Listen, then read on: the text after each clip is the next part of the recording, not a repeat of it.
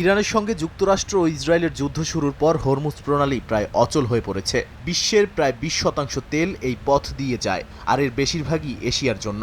এ কারণে তেলের দাম বেড়েছে, সরবরাহ কমেছে, আর জ্বালানি সংকটে চাপে পড়েছে পুরো অঞ্চল। ফিলিপিন্সে এই সংকট সরাসরি আঘাত এনেছে পরিবহন খাতে। দেশটির সরকার জ্বালানি নিয়ে জারি করেছে জরুরি অবস্থা। গাড়ি চালকদের আয় একেবারে কমে গেছে, অনেকেই দিন শেষে কিছুই পাচ্ছেন না। কৃষক ও জেলেদের কাজও থমকে গেছে জ্বালানির দাম বাড়ায়। সরকার সহায়তা দিলেও তা প্রয়োজনের তুলনায় খুবই কম। থাইল্যান্ডে সরকার বিদ্যুৎ সাশ্রয়ে কঠোর পদক্ষেপ নিয়েছে। অফিসের কাজ বাসা থেকে করা, কম সময়ে কাজ করা আর এসি কম ব্যবহার করার নির্দেশ দেওয়া হয়েছে। শ্রীলঙ্কায় জ্বালানি কিনতে লম্বা লাইনেও দাঁড়াতে হচ্ছে, এমনকি সপ্তাহে একদিন ছুটি দিয়ে জ্বালানি সাশ্রয়ের চেষ্টা চলছে।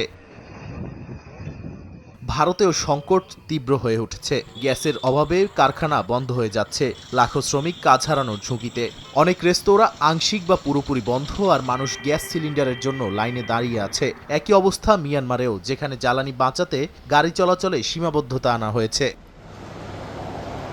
নাদিম মারজান, সময় সংবাদ।